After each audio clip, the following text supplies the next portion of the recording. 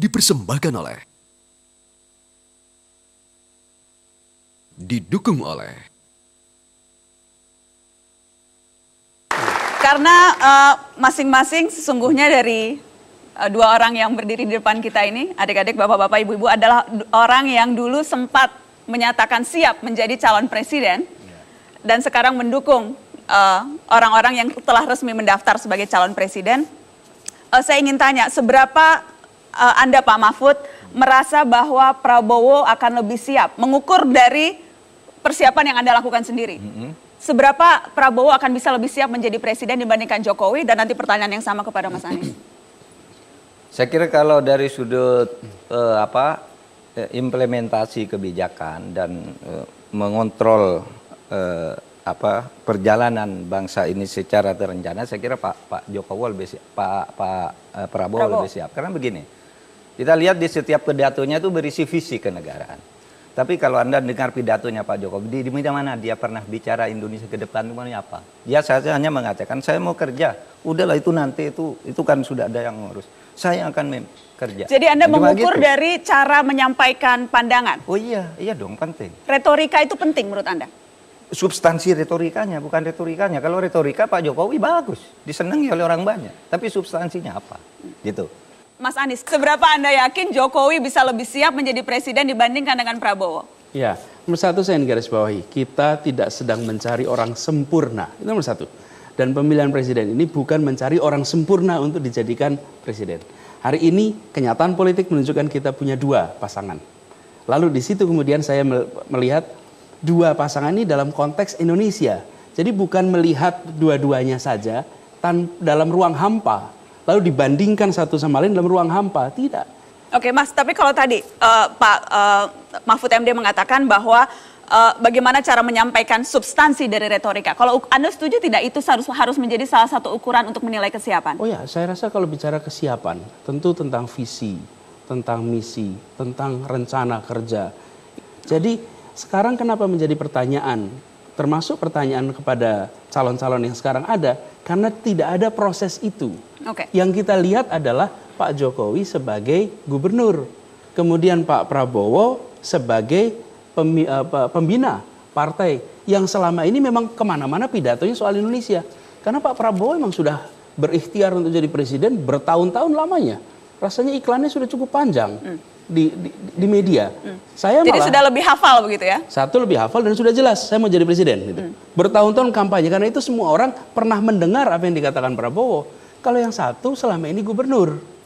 Dan selama gubernur ya menjalankan tugas sebagai gubernur. Baru sesudah dicalonkan dia mulai bicara tentang Indonesia. Waktu yang dimiliki untuk menjelaskan rencana jelas berbeda. Tapi juga buat saya malah menjadi menarik. Selama ini kita menyaksikan jika orang menginginkan untuk menjadi sesuatu, maka lakukanlah untuk masyarakat.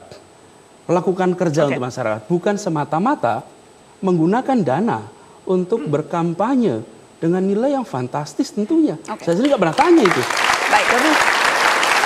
Kira-kira gini saya bilang, kalau Anda ingin jadi pemimpin, lakukan sesuatu bagi rakyat. Dana yang sama bisa dilakukan untuk petani, untuk nelayan, untuk pendidikan, daripada untuk beriklan selama bertahun-tahun. Republik ini membutuhkan. Baik. Jadi di situ kemudian kita membutuhkan justru orang yang bukan memburu kekuasaan. Berikan amanat itu justru pada orang yang tidak memburu amanat itu. Saya ingin tanya sesuatu yang personal kaitannya dengan dua tokoh ini. Pak Mahfud, saya waktu itu agak kaget ketika membaca headline Jawa Post. Saya ingin tunjukkan juga ke pemirsa di rumah dan juga penonton di studio. Dijanjikan jabatan lebih dari menteri.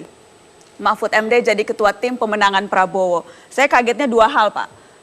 Pertama saya bertanya-tanya apa sih yang lebih dari menteri? Terus yang kemudian kedua kesannya ini seolah-olah memang akhirnya transaksional. Belum lagi yang ditawarkan jadi lebih dari menteri bukan hanya Pak Mahfud loh. Pak Ical juga katanya ditawarkan lebih dari menteri. Nggak ada jabatan lebih dari menteri itu. Yang mengatakan Anda loh Pak, ini kutipan kutipan Anda ada di halaman sebelumnya ada. Anda baca enggak itu? Enggak, bukan saya yang mengatakan itu, Mas Duki Baidowi. Mengatasnamakan saya. Di kutipan Jawa Pos disebutkan dia pokoknya jabatannya lebih dari menteri. Iya, makanya lebih dari menteri itu tidak ada jabatan lebih dari menteri. Jadi apa yang ditawarkan ke Anda? Oleh sebab itu tidak mungkin karena jabatan menteri, karena di atas menteri itu tidak mungkin saya peroleh. Di atasnya itu kan wakil presiden dan presiden gitu. Maksud saya apa? Ada kesamaan visi. Jadi yang salah menawarkan itu siapa? Ada salah persepsi dari tim Anda untuk memahami apa Pak Prabowo yang salah menawarkan? Nah, itu kan bergurau saja. Wah, Pak Mahfud tuh dapat jabatan lebih dari menteri, kan gitu. Dapat menteri apa? Wah, lebih dari sekedar Tapi menteri. dengan kan Pak Ical juga lebih dari sekedar menteri. Kayaknya kalau bercanda nggak 2 kali deh, Pak. Kalau dengan Nggak, begini, saya katakan kalau soal jabatan menteri yang terpokok hanya beginilah. Saya ini mewakili warga NU. Saya bilang, ada kekhawatiran sekarang di kalangan warga NU. Itu koalisinya Pak Prabowo itu enggak ada NU-nya. Gitu. Padahal NU itu punya kebanggaan selama ini terhadap Departemen Agama. Saya cuma bilang ada nanti, orang P3, masa P3 tidak NU? Iya, ya belum campuran. Dimarahin Pak Ahmad Yani nanti, Pak. Antara NU Parmusi. Dan mungkin P3 pun tidak akan nyalonkan orang NU juga. Sehingga saya katakan kalau nanti menang Pak, saya mengusulkan calon Menteri Agamanya. Bersama Pak Akil Sirot. Iya katanya. Yang lain-lain jabatan, oh itu bicarakan sudah menang. Ini kan belum menang. Kalau sudah menang baru nanti. Saya tawarkan visi penegakan hukum. Lalu saya diskusi tentang hukum. Ternyata dia ngerti juga teori-teori hukum. Jadi Anda menitipkan pesan, bukan menitipkan orang? Bukan menitipkan orang. Bahwa itu nanti akan dengan sendirinya seperti tadi. Oh ya berarti menitipkan orang juga Menteri Agama itu, Pak. dan sebagainya. Iya. Dan itu... Dan jabatan ketua tim sukses itu kan bukan jabatan yang main-main Pak Mahfud. Itu juga bagian dari pembicaraan mau mendukung asal dapat jabatan ketua tim sukses tidak?